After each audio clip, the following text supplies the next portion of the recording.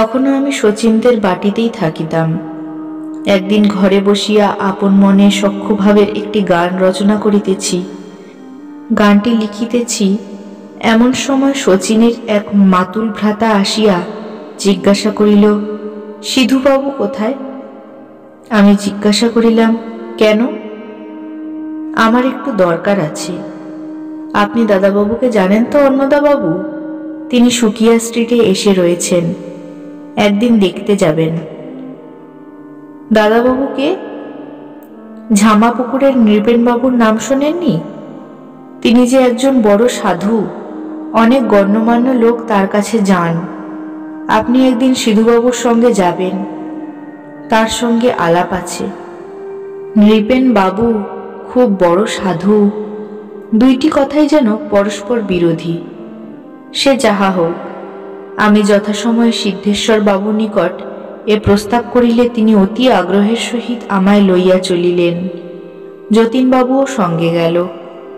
দুর্ভাগ্যক্রমে সেদিন নৃপেন সাধুর সঙ্গে দেখা হইল না। তিনি কোথায় কোনো শিষ্যের বাড়ি গিয়াছিলেন। আমরা পুনরায় পরদিন তাহার সহিত দেখা করিতে গেলাম। সেদিন তিনি বাড়িতেই ছিলেন। দেখিলাম আমাদের মতো আরো 2-4 জন ভক্ত তাহার দর্শনাকাঙ্ক্ষায় অপেক্ষা করিতেছেন। কিছুক্ষণ পর একটা চাঞ্চল্য উপস্থিত হইলে বুঝিলাম তিনি আসিতেছেন। আমি সংযতভাবে বসিয়া রহিলাম। নৃপেন সাধু ঘরে আসিয়া ঢুকিলেন। বেশভূষার কোনরূপ পারিপাট্য নাই। পরিধেয় বস্ত্রের এক অংশ গায়ে দেওয়া, হাতে একটি কাগজের তাড়া। তিনি আসিতেই সকলে প্রণাম করিল। প্রতি নমস্কার করিয়া সাধু আসন গ্রহণপূর্বক বলিলেন, আমি গোবর্ধন ধারণ সম্বন্ধে একটি প্রবন্ধ লিখেছি, শুনুন। এই বলিয়া তিনি প্রবন্ধ পাঠ করিতে লাগিলেন। সকলে মনোযোগের সহিত শুনিতে লাগিল। আমি কিন্তু সাধুর হাবভাবই বিশেষ রূপে লক্ষ্য করিতে লাগিলাম। সাধুটির হাবভাব ও ভাষা বড়ই মধুর। অঙ্গভঙ্গির সঙ্গে সঙ্গে একটি আধ্যাত্মিক সংকেতের চিহ্নই ফুটিয়া উঠিতেছিল। দেখিয়া শুনিয়া আমার যথেষ্ট ভক্তির উদ্রেক হইল, কিন্তু মাকে পাওয়ার বিষয় আমার আদৌ বলিতে ইচ্ছা হইল না। তাই আসিবার সময় সিধুবাবুকেও রাস্তায় বিশেষ করিয়া নিষেধ করিয়া দিয়াছিলাম যেন মাকে পাওয়ার ঘটনা সাধুর নিকট গল্প না করেন।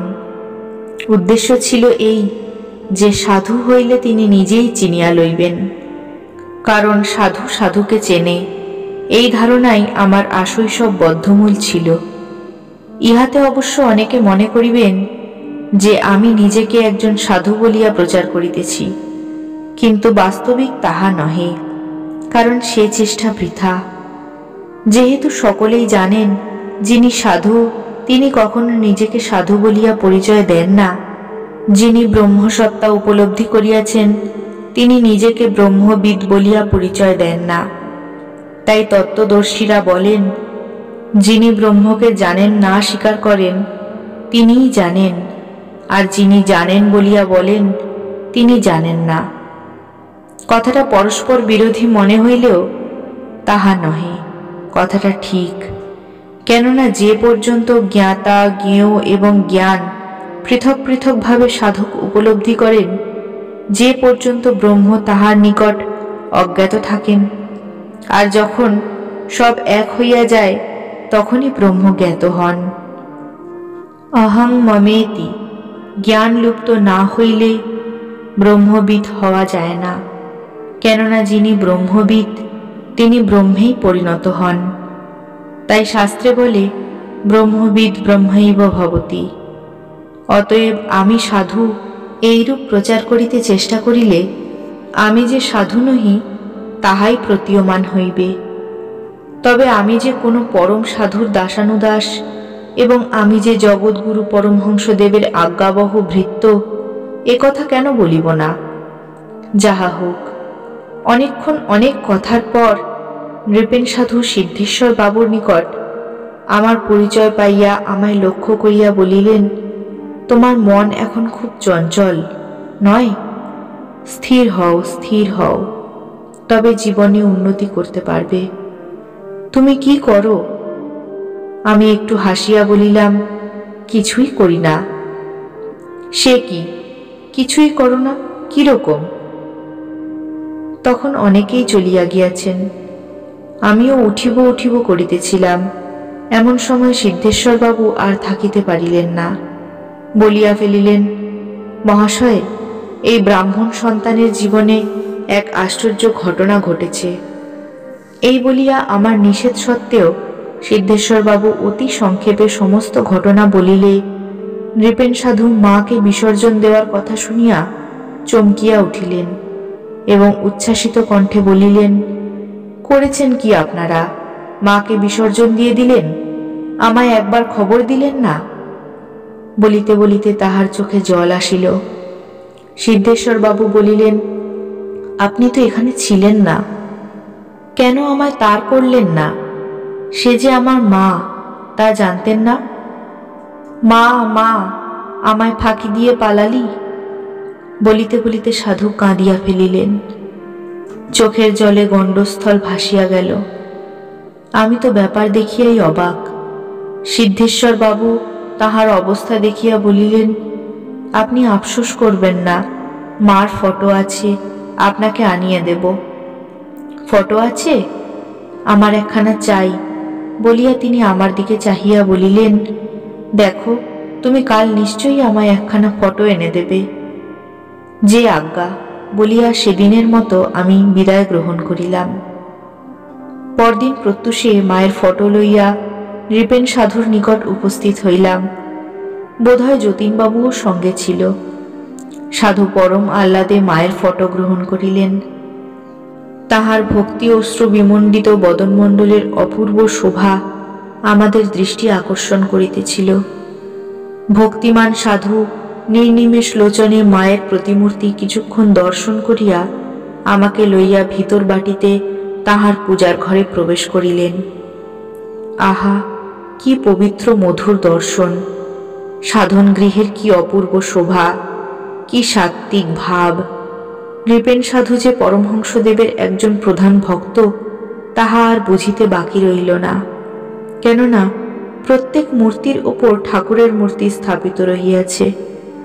গুরুতে যে তাহার মানব বুদ্ধি নাই, তাহা বেশ অনুভব করিলাম।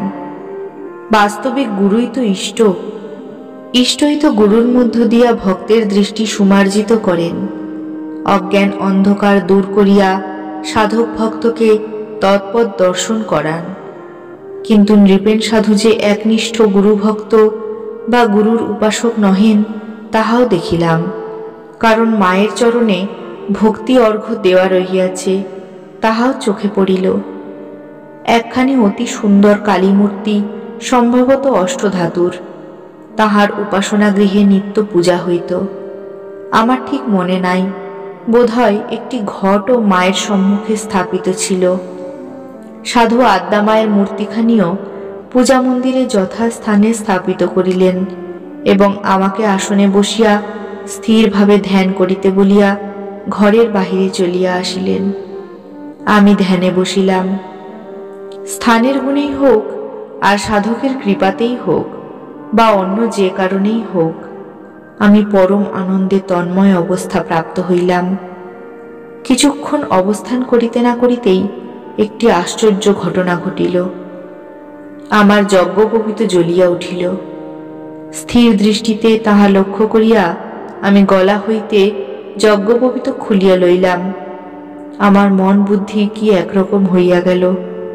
আমি প্রজ্বলিত যজ্ঞোপবীত হস্তে লইয়া বাহির বাটিতে, যেখানে 15-20 জন ভক্ত সঙ্গে নৃপেন সাধু ভগবত প্রসঙ্গ করিতেছিলেন, সেইখানে আসিয়া দাঁড়াইলাম এবং অর্ধদগ্ধ যজ্ঞোপবীতটি সাধুর উদ্দেশ্যে সজোরে নিক্ষেপ করিয়া অজ্ঞান হইয়া পড়িলাম। সংজ্ঞা লাভ করিয়া দেখি আমি সাধুর কোলেই শুইয়া আছি এবং সাধু রসরঙ্গিতে সকলকে আনন্দ দান করিতেছেন। তারপর অনেক নৃত্য গীত হইল। ভাবের প্রবাহে অনেকে অশ্রুজলে ভাসিতে লাগিল। তখনকার সে আনন্দ দৃশ্য অবর্ণনীয়। সে যেন ভাবের বৃন্দাবন। সেখানে সাংসারিক ভাব নাই, বৈষয়িক কথা নাই, বাদ বিসংবাদ ঈর্ষা দেশের স্থান নাই।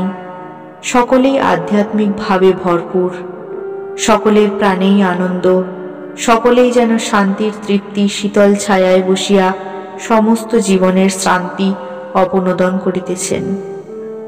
জীবনে সেই একটি দিন আমি পাইয়াছিলাম, যাহার অতুল আনন্দের কথা ইহজীবনে ভুলিবার নয়। বেলা তখন প্রায় 12টা।